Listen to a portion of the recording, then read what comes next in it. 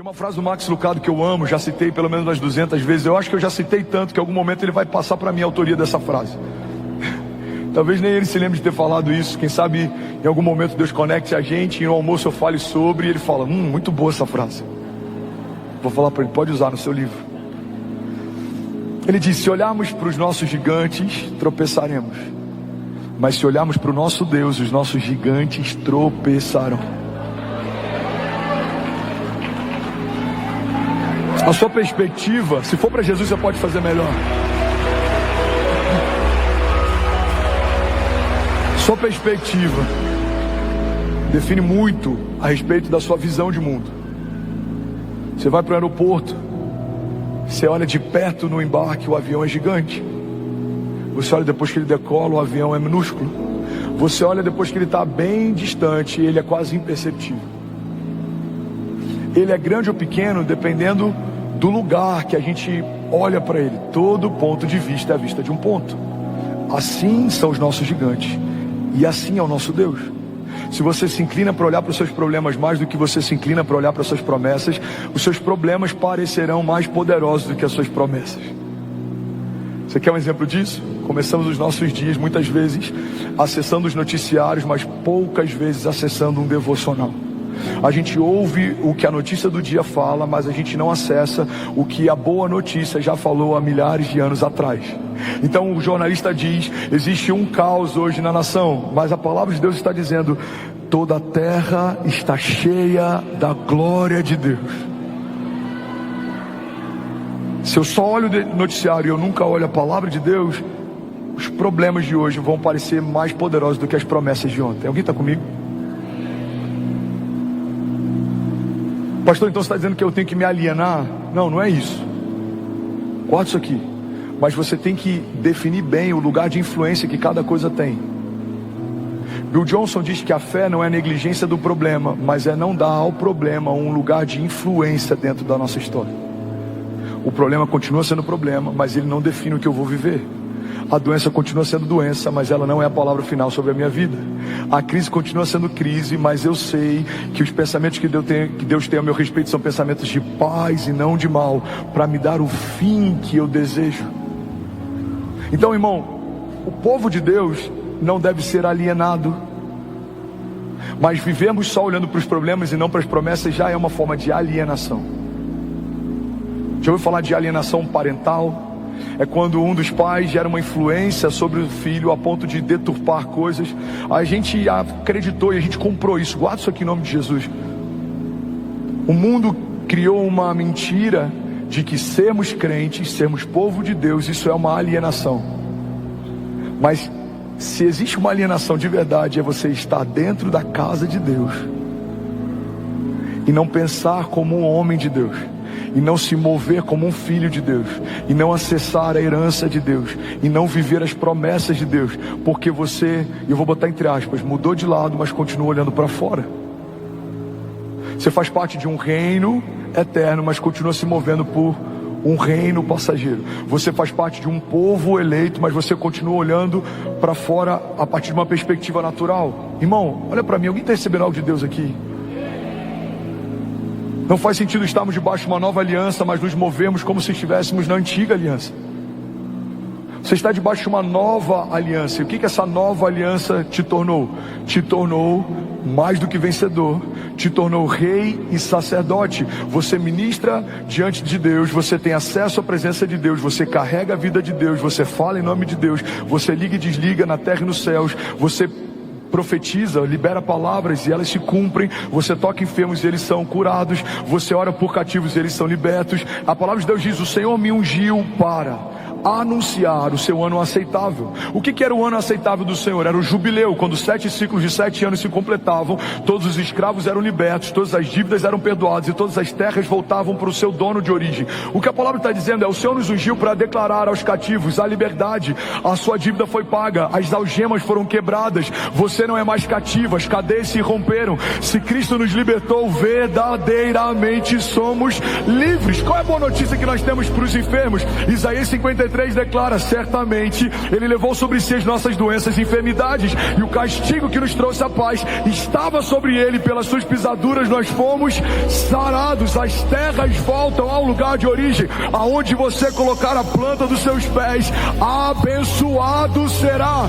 Pede-me e eu te darei nações por herança e os confins da terra como a sua propriedade. Ei, eu vim aqui debaixo da unção do Senhor nessa manhã para declarar que o ano aceitável dele já está estabelecido. Não há condenação, não há julgo, não há peso, não há juízo, não há correntes ou cadeias, não há principados ou potestades, não há anjos ou demônios, não há nada nos céus ou debaixo dos céus, não há nada na terra ou debaixo da terra, não há nada no presente nem no porvir, não há altura nem profundidade, não há nada na criação capaz de nos separar do amor de Deus que está em Cristo Jesus. Alguém crê nisso aqui, pelo amor de Deus? Ele é um Deus forte, fala comigo, Ele é um Deus forte. Salmos 46:1 diz: Deus é o nosso refúgio e fortaleza, Ele é auxílio presente na adversidade, por isso não temeremos, embora a terra trema e os montes afundem no coração do mar, embora estrondem as suas águas turbulentas e os montes sejam sacudidos pela sua fúria. Há um rio cujos canais alegram a cidade de Deus, o santo lugar onde habita o Altíssimo. Deus nela está e ela não será abalada. Deus vem no seu auxílio desde o romper da manhã. Nações se agitam, reinos se abalam, mas Ele ergue a sua voz e toda a terra se derrete.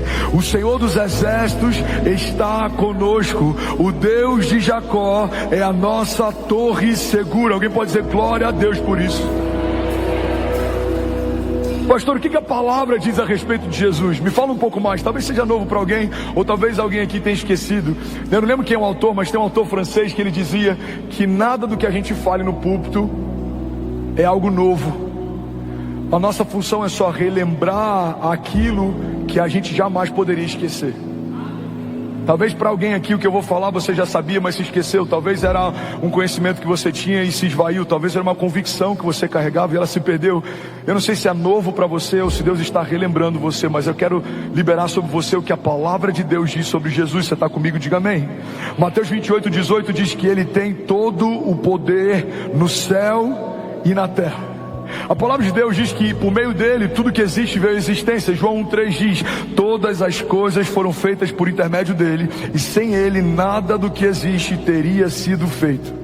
A palavra de Deus também diz que é por ele que são mantidas todas as coisas. Hebreus 1:3: o Filho é o resplendor da glória de Deus e a expressão exata do seu ser, sustentando todas as coisas por meio da sua palavra poderosa. Depois de ter realizado a purificação dos pecados, ele se assentou à direita da majestade de Deus nas alturas. Alguém pode dizer glória a Deus por isso? A Bíblia diz que Ele tem as chaves do inferno e da morte. Apocalipse 1:18 diz: eu sou aquele que vive, estive morto, mas agora estou vivo para todo sempre, e eu tenho as chaves da morte e do Hades. Eu vou lembrar para alguém aqui, você vai celebrar no seu lugar. Ao terceiro dia Ele ressuscitou. Aleluia, aleluia. A Bíblia diz em Colossenses 2:15 que Ele despojou as autoridades e poderes malignos, fazendo de todos eles um espetáculo público, triunfando sobre eles na cruz do Calvário. A palavra de Deus também diz que a morte não pôde retê-lo. Deus o ressuscitou dos mortos, Atos 2:24. Mas Deus ressuscitou dos mortos, rompendo os laços da morte, porque era impossível que a morte o retivesse. Recebe isso em nome de Jesus.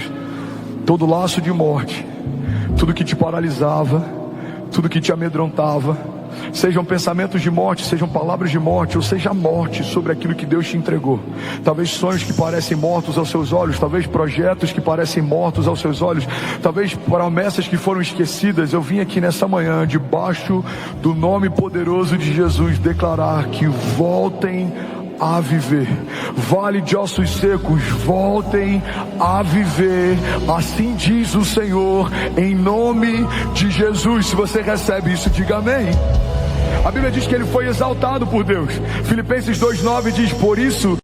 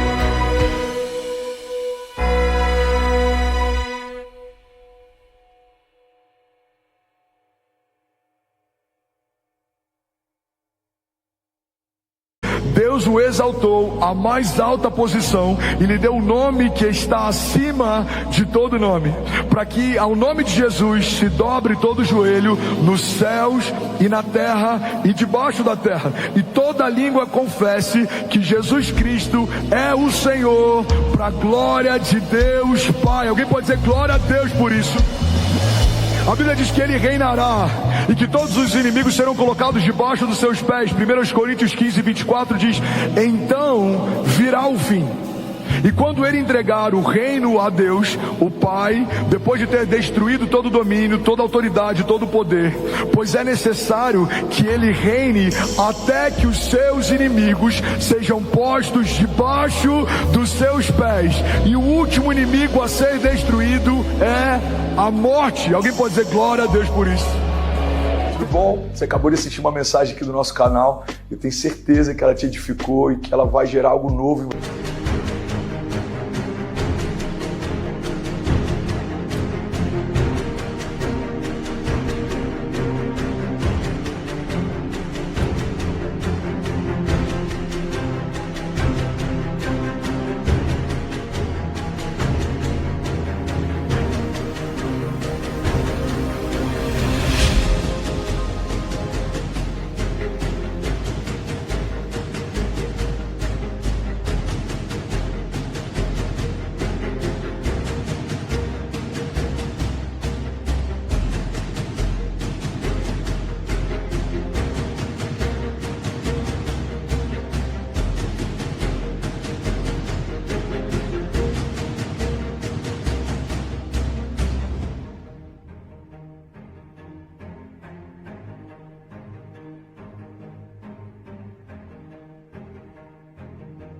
você. E a gente separou mais 2 vídeos, eu quero deixar essas indicações aqui para você continuar queimando com Jesus. E eu quero muito te fazer um pedido também. Se essa mensagem te edificou, comenta aqui embaixo, segue o canal, me ajuda a compartilhar para que mais pessoas sejam tocadas também. Deus te abençoe.